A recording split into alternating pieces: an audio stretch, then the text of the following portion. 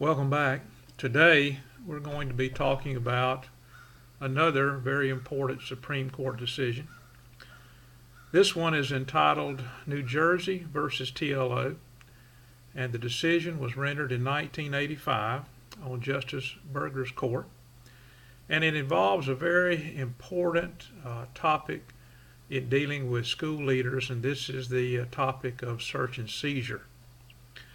We'll be discussing some important terms, notably the exclusionary rule, which relates to the Fourth Amendment, and we'll also be talking about probable cause and reasonable suspicion. So as we go through the outline in the next few minutes, I want you to be thinking about those terms and how they might relate to the work that you do with regard to this very, very important responsibility that you have as school leaders. Well, TLO was a high school student in New Jersey whose purse was searched by an assistant principal who suspected that she had cigarettes in her purse. And sure enough, she did have cigarettes, but she also had a small amount of marijuana and also a list of students who owed her money. Now, we can only speculate as to what the money was owed for. There doesn't seem to be any description about that in the summary of the case, but you might want to research that yourself. Now, TLO was not charged with possession of cigarettes, but she was charged with possession of marijuana. And her case was heard in state court, a juvenile court, and she was found guilty of possession of marijuana. But TLO contended that marijuana was not the object of the search. Cigarettes were. And because of that, the evidence should be suppressed.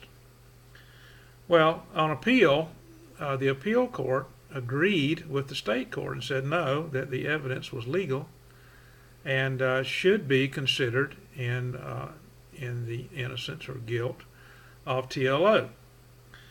But in a further appeal to the New Jersey State Supreme Court, the Supreme Court of New Jersey found that they were all wrong, that the case should be reversed because the evidence, specifically the marijuana, related to the exclusionary rule. It was not the object of the search and therefore should be thrown out. So New Jersey appealed or petitioned the United States Supreme Court for a decision in this case, and the Supreme Court agreed in a 6-3 decision, as I mentioned earlier, that yes, the exclusionary rule should apply in this case, and the evidence, the marijuana, should be thrown out. So this is an important case for school administrators to consider whenever you are called upon to investigate a potential criminal act that occurs on your campus and what the rules of evidence might be. I mentioned exclusionary rule earlier, and I want you to read about that. I think it's worthy of your consideration and further research into what that really means.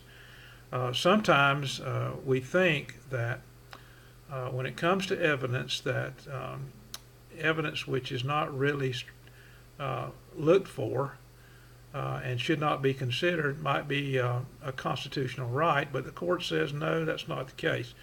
The exclusionary rule is really a remedy that the court may use rather than a constitutional right. So I think it's important that you look at that and understand what the distinctions of the exclusionary rule might be as it pertains to evidence and the Fourth Amendment. Another important distinction that you as school leaders need to be aware of is what are we talking about in terms of reasonable suspicion versus probable cause. Now, we have the good fortune today, especially in our secondary schools, to have school resource officers on many of our campuses, most of them. And when it comes to finding evidence, searching lockers, I think, is the best example I can use. Remember that as an administrator, you have more freedom than a resource officer or someone who is deputized.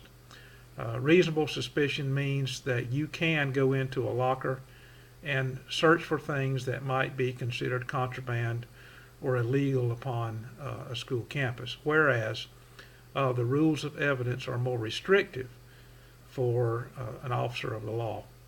So it's very important that school leaders work in concert with deputized law enforcement officers to make sure that we don't cross the lines of evidence in our searches, and certainly to make sure that law enforcement doesn't either. So it's important to know that where each other stands in terms of searches are concerned. And I think we have the good fortune today to be better trained now than we did many, many years ago. In fact, let me give you an example of a dear friend of mine who came very close to losing his job because of this issue of search and seizure. And of course, this was a long time ago, and in the late 80s, he was just hired as a brand new assistant principal in a junior high school and was extremely exuberant. Really wanted to impress the principal and everyone else about how hardworking he was and how much he wanted to contribute to making the school a safe environment for all the kids to attend. So upon suspicion of a student having marijuana, he conducted a search, found none, but still believed the kid had drugs on him. So he took the student into the bathroom, the boys' bathroom, along with another adult to supervise, and conducted a strip search of the young man. Well, there was still no drugs found, and of course you can imagine the reaction of the parents when they found out that a strip search had been conducted upon their son. They had not been made aware of anything and did not know anything about it until the young man got home that afternoon. Well, they raised holy hell, and you can imagine why, and most of it was justified, and the principal came very, very close to losing his job. So those were the old days. Lessons were learned by that, and we don't do that anymore. We certainly are better informed of investigative procedure and the laws concerning evidence and strip search, et cetera, et cetera, et cetera. So search and seizure is a big deal. I expect that we'll have lots of discussion this week. I hope we will. And take a look at the questions that I have for you in terms of answering them, and look forward once again to seeing your answers, and have a good week.